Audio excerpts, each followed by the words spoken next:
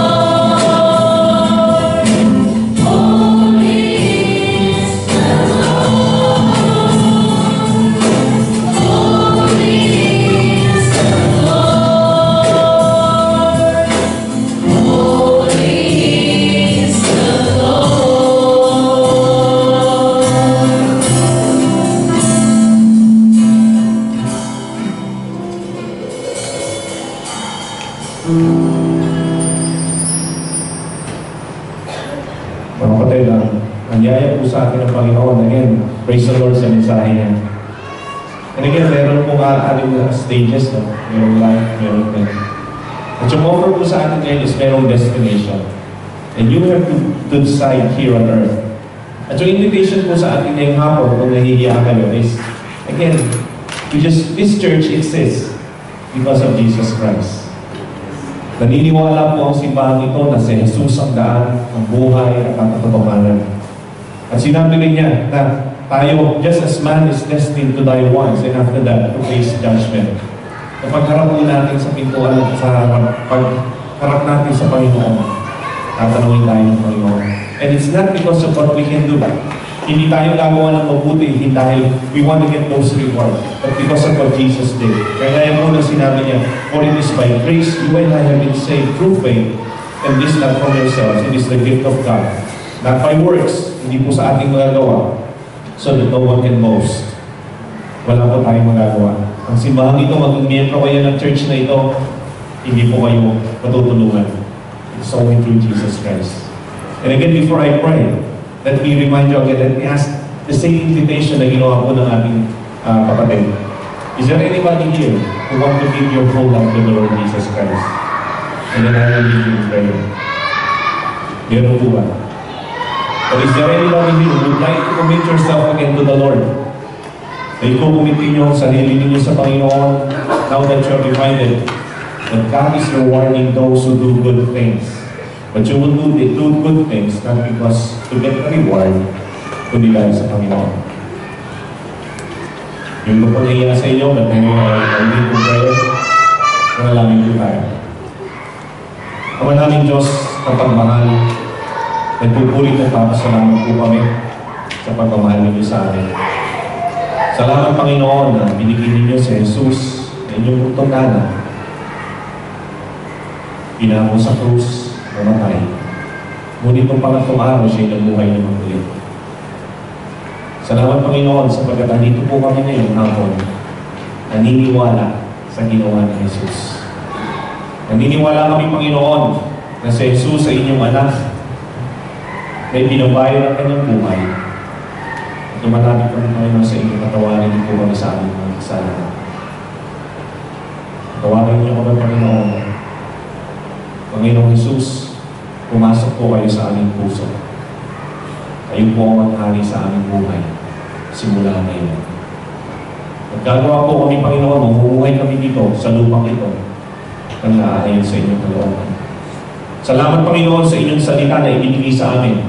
Salamat, Panginoon, sa pagkakataon na even sa bansang ito, nakagawa namin ito, nakakapagtipon-tipon kami tuwing Biyernes upang po umawi ng papuri upang pasalamatan kayo. And Lord, I pray that truly, Lord, may you change us.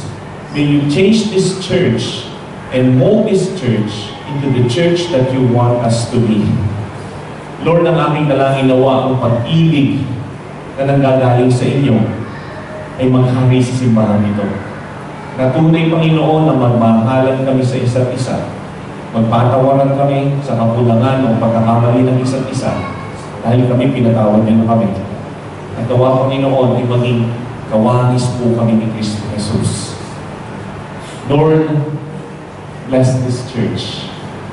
Bless every member of this church. Bless the leaders of this church. Simula na po, Panginoon, sa mga elders namin. Lord, salamat po sa gift na binigay niyo sa aming mga elders. The gift that they can preach and share your word. Lord, bless them and bless their whole family. Sa leaders po namin at simula sa pinakabata na dumadalo sa simbahan ito. Lord, I pray for your blessing. Ingatan niyo po kami, Panginoon, pagpalain at gamitin pagpapala sa mga taong na makalingkod sa amin. At muli, Panginoon, we commit to you this coming week. I pray, Lord, na nawa magbago po yung aming thinking, yung aming principle on how we should live. We should live in a way that you want us to live for your glory and for your honor. Sa Kanya, na makagagawa ng higit pa kaysa maaari natin hilingin, isipin, sa pamamagitan ng Kanyang kapangyarihan na nag-ahari sa atin. Sa Kanya, tuwalhatian sa pamamagitan ng Iglesia at ni Kristo Jesus, magpakailanman. Amen.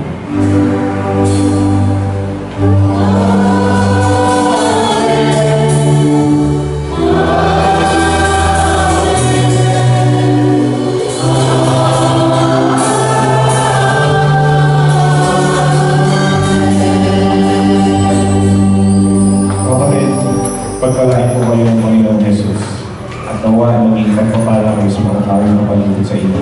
Remember, God is with you wherever you go. So let's live a life that is pleasing and acceptable to God for His glory and for His honor. May God bless you.